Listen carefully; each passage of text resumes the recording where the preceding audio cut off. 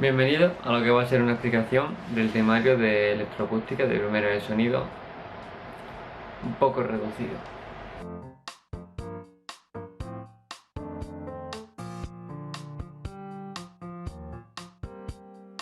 Nuestra jornada en el módulo de electroacústica comienza con la presentación del átomo, en concreto nuestros tres amigos que desarrollan todo el grado entero, los neutrones y los electrones. Estos son culpables de que en nuestro mundo haya energía eléctrica debido al movimiento de los electrones de un átomo a otro. También aprendemos los materiales conductores, aislantes y semiconductores, que indican la conductividad del material para el transporte de corriente eléctrica. La ley de Coulomb, que anuncia que las cargas de los átomos influyen si se repelen o se atraen. La definición de campo eléctrico, diferencias de potencial, magnitudes. Vamos, en resumen es el tema del campo eléctrico del segundo de bachillerato, lo que pasa es que está más enfocado en ciertos puntos para los temas siguientes. Pero a pesar de ser el tema introductorio del módulo, no deja de ser importante, porque muchas de las cosas que aprendemos aquí es vital para temas siguientes, como por ejemplo las definiciones de voltaje, intensidad y resistencia y sus unidades de medida, y lo más importante, la corriente continua y la corriente alterna, que va a pulular en todos los siguientes temas. En el tema 2 aprenderemos lo que son los componentes de una instalación eléctrica. Tenemos los tres mismos componentes en todos los circuitos, los generadores, las cargas y los conductores. Los generadores son las fuentes de suministro eléctrico y son la propia red de distribución y un grupo electrógeno externo. Hay que tener en cuenta que los generadores que se usan en espectáculos no son los mismos que se usan por ejemplo en la obra, tienen que cumplir unos ciertos requisitos. Necesitamos también otro componente que son los transformadores. Los transformadores son dispositivos que nos permiten variar el nivel de tensión alterna de un circuito eléctrico a otro valor diferente y sin variar la potencia original. Son conformados por dos bobinas llamadas N1 y N2 que son las que varían la tensión. Dependiendo de la tensión que lleven pueden ser de tres tipos: elevadores, reductores y aislantes. Es un elemento fundamental por lo que hay muchos tipos de transformadores e infinidad de modelos. Para medir esta tensión tenemos dos elementos básicos, que son el polímetro y la pinza emperimétrica. La pinza se basa en el principio de la radiación magnética. Consiste en una pinza que permite rodear el conductor cuando se abre y que al cerrarse se induce una corriente que permite medir la corriente que circula por el conductor. La continuidad es la conexión física entre dos puntos conductores que permite el paso de corriente, lo que se mide es la existencia de esa continuidad. Lo más importante a partir de aquí es el tipo de conectores, que son el tipo ZTAC y el tipo CAMBLOCK. Todo este tema al final acaba en la seguridad de las instalaciones eléctricas. Es lo más importante dentro de toda instalación, ya que las vidas dependen de ello. Hacemos la división de los riesgos en dos clasificaciones, el contacto directo y el contacto indirecto.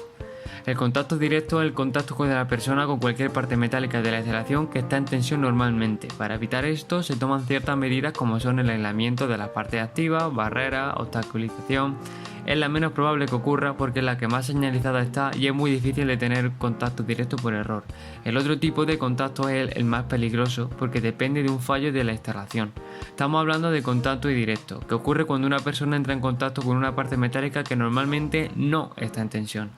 Para evitar esto existe la medida de seguridad de la toma tierra, la cual es un camino que sigue toda corriente eléctrica que tiene menor resistencia para cerrar el circuito.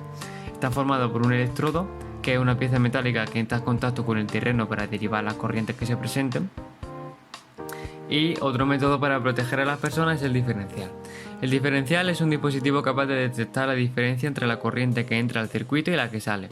Su funcionamiento es básicamente cortar el flujo eléctrico cuando la diferencia supera cierto nivel.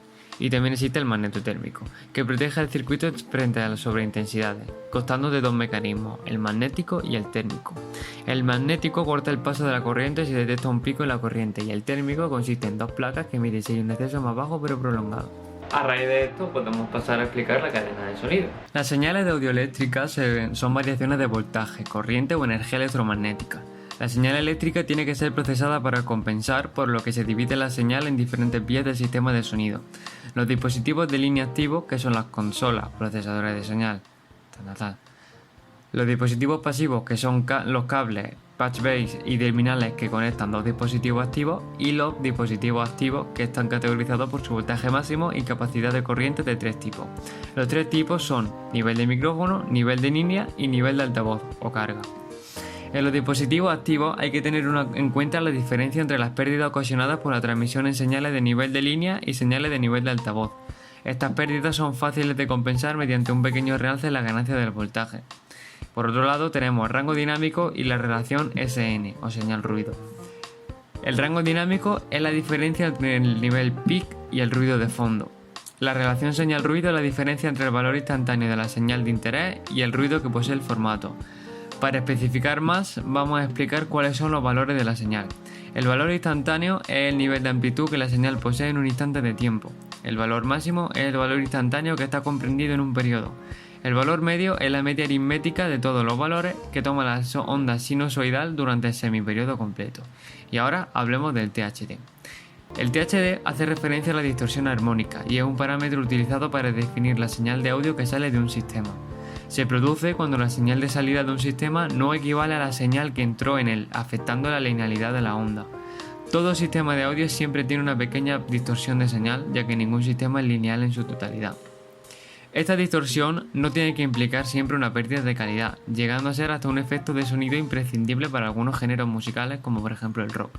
Normalmente se busca saturar artificialmente la señal en ciertos instrumentos. Para un momento para hacer una aclaración. Es obvio que no puedo resumir un año entero de electroacústica en un solo vídeo. Estoy tratando de abarcar las cosas más importantes del módulo, pero me estoy saltando cosas obvias. Pero eso sería indagar más y ni tú ni yo queremos un vídeo de 2 horas, ¿no? Dicho esto, sigamos con los filtros.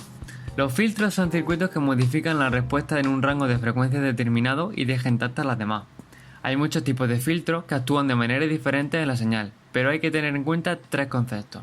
El ancho de banda, que son las frecuencias que abarca el filtro, la frecuencia de corte, que es a partir de qué frecuencia actúa, y el realce o la atenuación, que es cómo actúa el filtro en la señal. También podemos explicar la dinámica de la señal, que son una serie de conceptos característicos de la señal. El attack o ataque, que es el tiempo que tarda una señal en alcanzar o sobrepasar un determinado nivel. El decay, que es el tiempo que tarda en decrecer la señal cuando cesa la vibración. El sustain, que es el tiempo que el sonido permanece regular hasta que la vibración cesa. Y el release, que es el tiempo que tarda el sonido en ser nivel apreciable para el oído. En dinámica existen 3 de estos conceptos.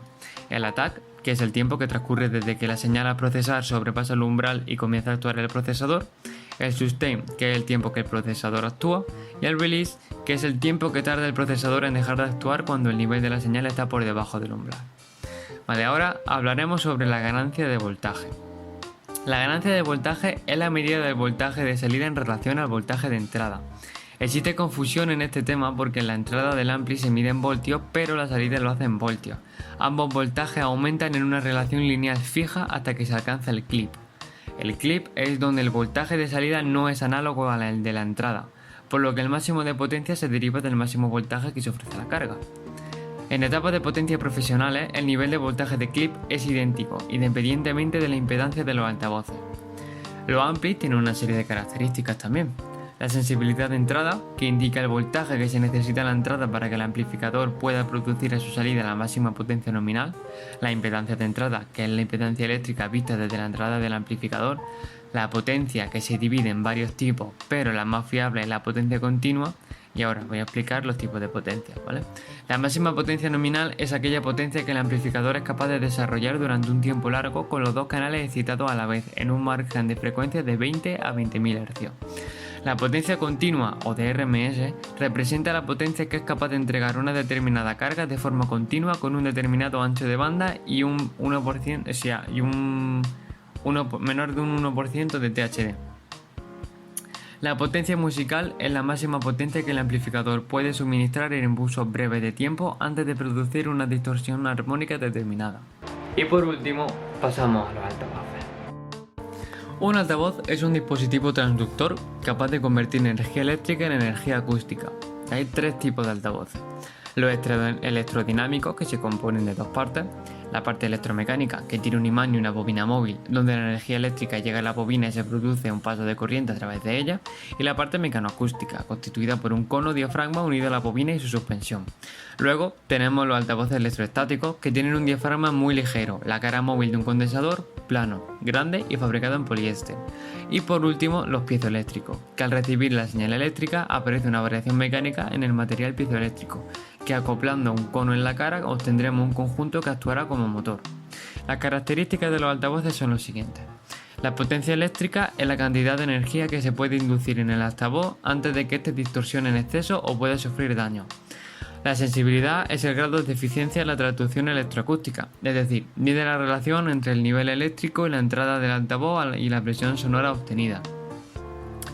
El rendimiento es la proporción de vatios acústicos que radiará un altavoz por cada 100 vatios eléctricos de entrada. La impedancia eléctrica varía en función de la frecuencia y depende de factores relacionados con su construcción, forma, dimensión, materiales. Cada modelo de altavoz tendrá una curva característica que relaciona en su eje el valor de impedancia con los de frecuencia, que se denomina curva de impedancia. La impedancia nominal es el valor más bajo de impedancia que sostiene por encima de la frecuencia de resonancia. El pico de resonancia es el valor de impedancia máxima del altavoz. Por debajo de esta frecuencia, el altavoz no trabajará. La impedancia, en lo que a concepto respecta, es la oposición que presenta cualquier elemento o dispositivo al paso de una corriente alterna. Esta oposición se mide en ohmios. En los altavoces, la impedancia varía en función de la frecuencia, por lo que cada altavoz tendrá sus especificaciones técnicas, una curva con esta relación distinta. Para obtener la transferencia máxima de energía entre la fuente de sonido y el altavoz, la impedancia entre ellos deben ser las mismas o, en su defecto, la mínima aceptada por el amplificador. Las impedancias normalizadas de los altavoces son 2, 3,2, 4, 6, 8, 16 y 32 ohmios, aunque las más utilizadas son 4 en sonido automotriz, 6 para sistemas mini componentes, 8 para los sistemas de alta fidelidad y 16 para los sistemas de sonido envolvente y auriculares. La frecuencia de resonancia, que marca el límite inferior de la curva de respuesta en frecuencia del altavoz. La distorsión, siendo el altavoz uno de los dispositivos que presentan más distorsión de toda la cadena de audio. Hay muchos factores que influyen en esto. La mayor parte de la distorsión se encuentra en el segundo y el tercer armónico y su efecto es más notable en frecuencias graves. Se trata de una distorsión que ronda los 10%. La respuesta en frecuencia, ya que los altavoces no pueden cubrir todo el margen de audio, la respuesta polar o directividad, que nos da el ángulo de cobertura del altavoz, y generalmente esta desviación se mide de esta desviación Generalmente esta mide la desviación desde el eje de máxima radiación hasta los puntos de caída de menos 6 dB, definidos en el eje horizontal y vertical. Esto depende también de la frecuencia que consideremos, ya que son más directivos en frecuencia alta. La respuesta en fase nos indica si la relación temporal entre estas ondas sinusoidales es correcta, de forma que cuando son reproducidas por un altavoz, reproduzcan el sonido original al recombinarse. Los elementos principales de un altavoz son los siguientes. El imán permanente es un imán cilíndrico que se encarga de mantener un campo magnético constante en el entorno de la bobina. Cuanto más potente sea este imán, mejor rendimiento tendrá el altavoz. La bobina móvil está constituida por un bobinado montado sobre un tubo de forma cilíndrica de espesor reducido. Esta pieza normalmente está fabricada con papel o aluminio para ayudar a disipar el calor. La longitud de la bobina y su relación con el número de espiras del entrehierro es un factor clave en el funcionamiento del altavoz. El cono está unido sólidamente a la bobina móvil, siendo su misión vibrar para generar ondas acústicas. La campana es el soporte de las piezas que componen el altavoz, que lo sujetan a la caja acústica o bafle. El yugo contiene en su interior el imán permanente y evita la dispersión del campo magnético. El entrehierro es un hueco donde se aloja la bobina.